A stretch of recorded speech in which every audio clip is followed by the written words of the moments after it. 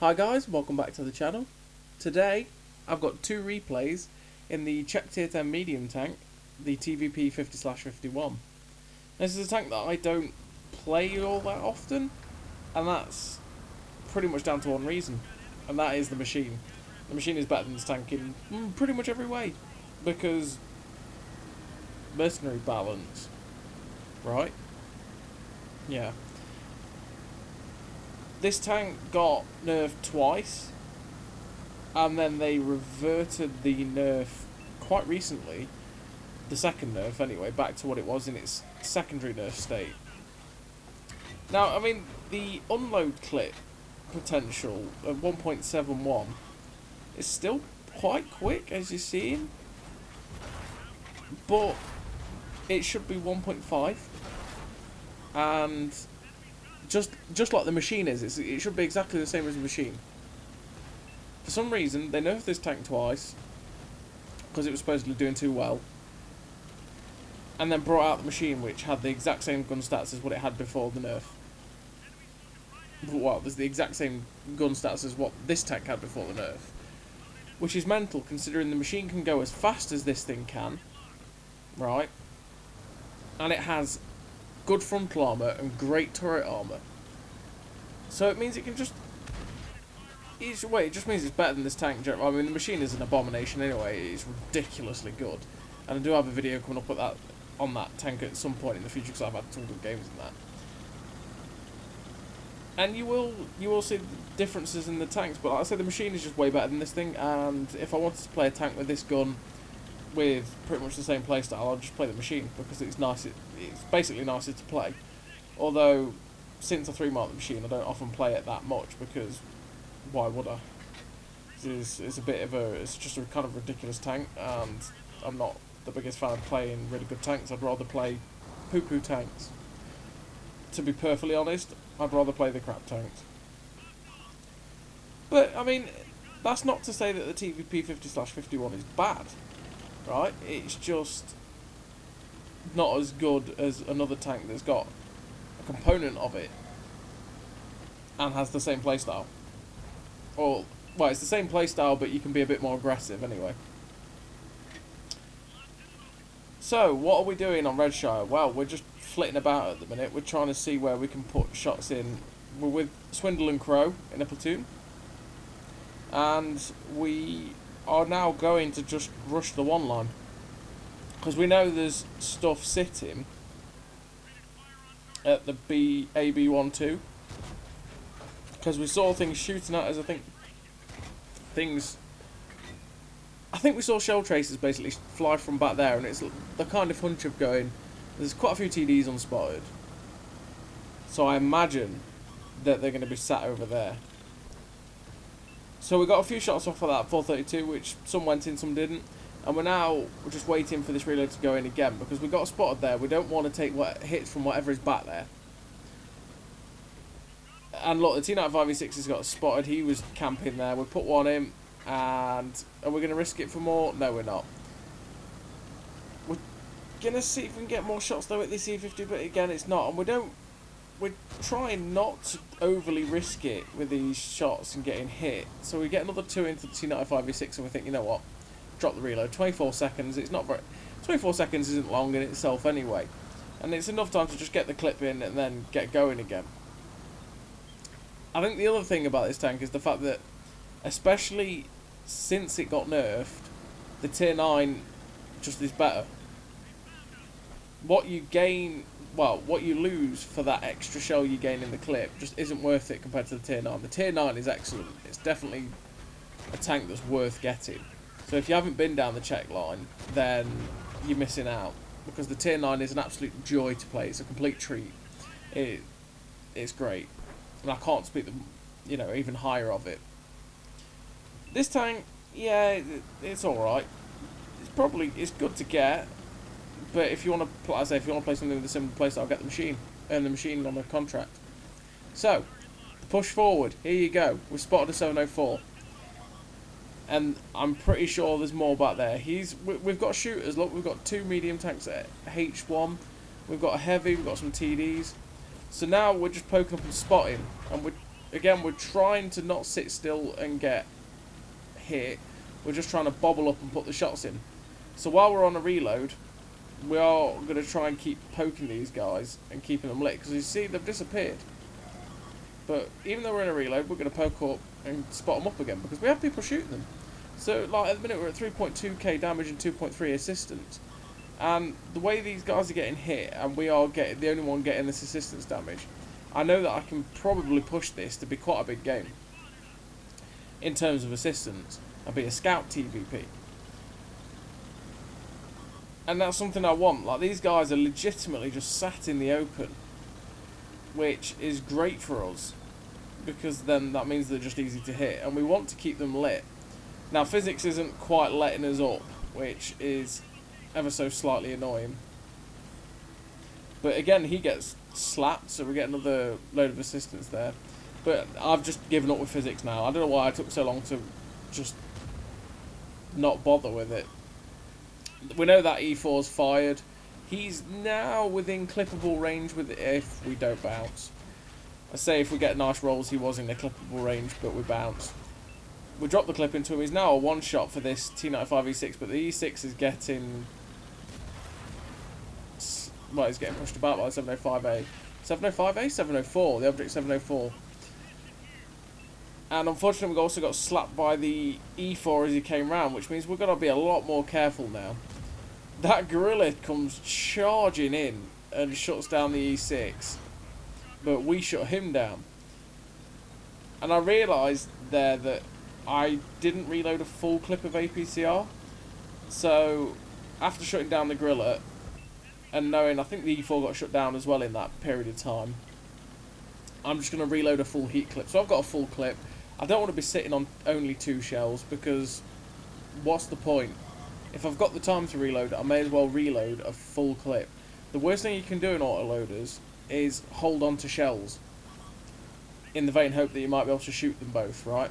You always want to reload as soon as you reckon you've got a chance to reload, pretty much. As soon as you think, yeah, I might have a chance to put a full clip in, especially with something that's with as short a reload as a machine or a TVP. You want to put the good reload in and get the clip, well, get the shells back in. So we're trying to pop shots at that Ferdinand blind. With the 300 heat pen this thing gets, we're going to go through the guy's superstructure very easily. So that's why we were trying to aim for that. I mean, we're up to 4.8k damage at the minute and 4.7k assistance. And it's down, once again, down to waiting for that reload to go in. And the medium tank to our left is not going into spot, which is something we kind of wanted. But then we see the 1-2-1. We unfortunately bounce on him. Ferdinand gets lit up finally. So we pop up. Nice shot into him. Again, we're not sitting still. We pop finishing shot into him. We reload the clip. That G-Saw could have YOLO'd. I mean, we have 1 shot left. That G-Saw probably could have YOLO'd us, and we might have only... well, we might have missed out on the chance to get a shot in, right? But I figured the way he was moving, he was going to run away. So rather than hold on to that shell and try and pop it at the 1-2-1 or at the G-Saw, I'd rather get that clip full again, and then move on and get more shots off. Because we're at 5.1k damage now, 4.7k assistance. And again, I'm wanting to push this past 10k combined. So I don't want to, again, hold on to shells that I'm not going to be able to fire, and then, you know, waste potential. So unfortunately, we only penned 1 on that E50, and then the other 2 bounced. Like, it's quite unfortunate the one that hit his turret bounced, because the E50's turret is absolute pants.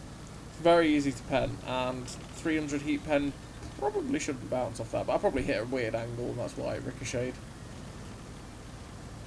From this position, we've got nice shots at these guys in the side, so I'm hoping that I can get the reload in. Oh, I say nice shots at these guys in the side. They've fallen back behind the ridgeline, so we've not quite got the shots at it. Then the E50 obliges and comes up. He gets slapped. Unfortunately, track damage only. Third one, I don't know what happened to it, and we finish off the E50 finally. And we're reloading the clip again, but I'm not sure we're going to get there in time to get a shot at these guys, as we narrowly avoid the rock hidden by bushes, because rocks hidden by bushes are OP. And actually, this G-Saw running away is making me think, I could possibly get a shot into this guy. I'm definitely reloaded, but then he gets set on fire, and no. That E50 kill was the last thing we got. And we ended that game with 5.5k damage and 4.9k assistance. Although we did get a little bit blind on the third NAM, but I don't think it was much. I think it was just a kill shot. Yeah, it was 200 actually, to be fair. So it's 5.6k and 4.8. So yeah, we were just over 10k combined, which is nice, which is exactly what we wanted. Like I say, you could see it with the assistance I was getting on those guys that were camping in the corner and the tracking we were getting. I knew that I could push that up and get a nice amount of spotting. So 10k combined was sort of looking more and more likely the way it was going. That was a generally nice spotter game for the TVP. And we got some good damage out in that. I mean, we probably got lucky that we were the ones that didn't get focused by the Griller and stuff like that, or the 704, and it was the E6 that did. But we put our gun to work where we could. So now we've got this second game, which is on Dragon's Ridge, which is a map that I'm not all that fond of nowadays. Back in the day, the old style Dragon's Ridge, I always did kind of enjoy it. And then they changed it, however long ago it was, to whatever it is, well, to the variation we have now. And yeah, I've just never been a fan. I always feel it's the way that the teams play it, and it just never quite works out. So we've come to this position here, which is a really good position. It's really nice for getting cross shots at these guys like this Stone Cold. We got pretty unlucky with that clip, to be fair. I mean, I think the first one wasn't that well aimed, but after that, we got really unlucky that we didn't even pen that guy more than once. Which is kind of annoying, because I thought I would, but, I mean, we did, track damage with the second one, penned him with the third, and then tracked him only with the fourth. It's kind of annoying, but, yeah, that's the way it is. It's the way cookie crumbles. But we're going to use this position to as good an advantage as we've got. We've got great side shots at these guys, and this is what the TVP wants. Nice, easy nice, easy shots generally into tanks that we can pen. Because that's one thing with the APCR on this tank, is it has got quite low pen. So it's got 248 pen on the APCR, which isn't that good really for a tier 10 medium tank. It means that you can, especially at this range, you can bounce some silly shots on stuff like the E100 that was over there. Sometimes we will just bounce. Like when we got the side of the turret, we'll go through. But for the most part, sometimes you will get very unlucky and you'll just bounce because you just don't quite have the pen over that range because APCR drop off. But we're getting nice shots. I mean, we're 3 clips down now, and we're at 2.3k damage, which is a pretty nice sort of way to have gone. Now those guys have disappeared or they've pushed in a little bit aggressively, and there's the medium tank behind me, so I'm going to check out to see if I can do anything to him, but not quite.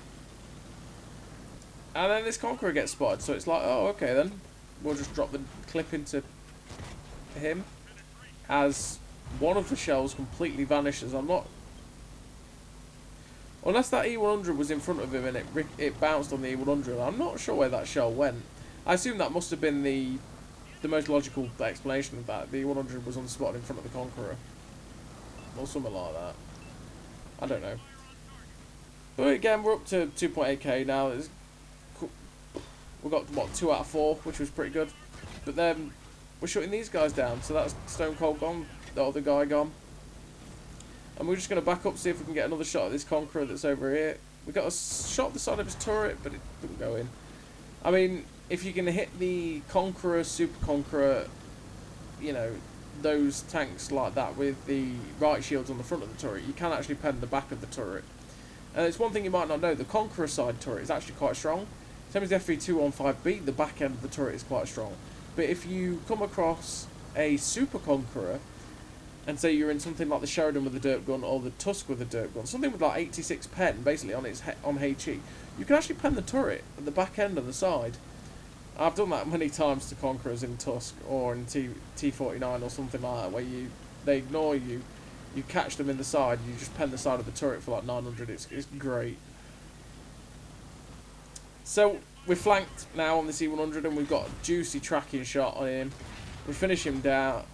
We'll take him down, finish him off. And we're going to see if we can put this last shell into one of these guys that's sitting in the open. And this T95V6 should be an easy pen, and look at that it is. We're at 4.5k damage, we've got 1 clip of APCR left and then 20 heat rounds left, and that's it. And we're on 3 kills so far. So we're going to get this last clip of APCR left, and this will probably be the last APCR I'll fire in the game, because even if I end up firing 2 and then reloading, I'm going to fire heat from then on, because I'm not going to reload 2 shells to... I mean, that's just a waste of a reload, isn't it, really? So we pop a shot at the FV422, wasn't very well aimed. Again, wasn't very well led. But now he's on level ground. We finish him off. Fourth kill of the game, 5k damage. And now we're on to heat only. And again, we're just on the reload. Running and gunning. So we're looking at where the most likely time... Well, where they are most likely to be. And that is in the corner. Where that SU-130PM got spotted, that's the most likely place that they're both going to be. Or the other one's going to be as well. We've come across the T95E6 and we want to drop this clip into him. And we're unloading. He's gone. 5.8k damage, 5 kills, and there's 1 guy left. It's the E5, and we want that Top Gun now. It's one of those things, now we are where we are, it's like, oh, I just want the Top Gun. That's it. I want it, I want it, I want it. We know we're going to reload before anyone else gets there. So it's all a case of putting shots into it. He's YOLOing this machine, which is not the best for us. Then he face hugs us, but hey, well, we get round him. 2, 3, will we get the kill? Yes, we will. 6.9k damage, 6 kills. And just like that, a Top Gun in the TVP. And that was the perfect scenario for the TVP, because we got nice side shots on tanks we could pen so easily. And it just meant that, well, we didn't get disturbed in dropping clips into people, so it was easy damage to rack up. So that's like nearly 7k damage with not really much force. The only time we started to take hits was at the end, when we were getting stuck in to drop the clips. It's exactly what you want to be in an autoloader. You want that health left over, so when you want to chase the damage at the end for those last tanks, you know you're only going to trade like 1 or 2 hits for dropping a whole clip into someone, you know.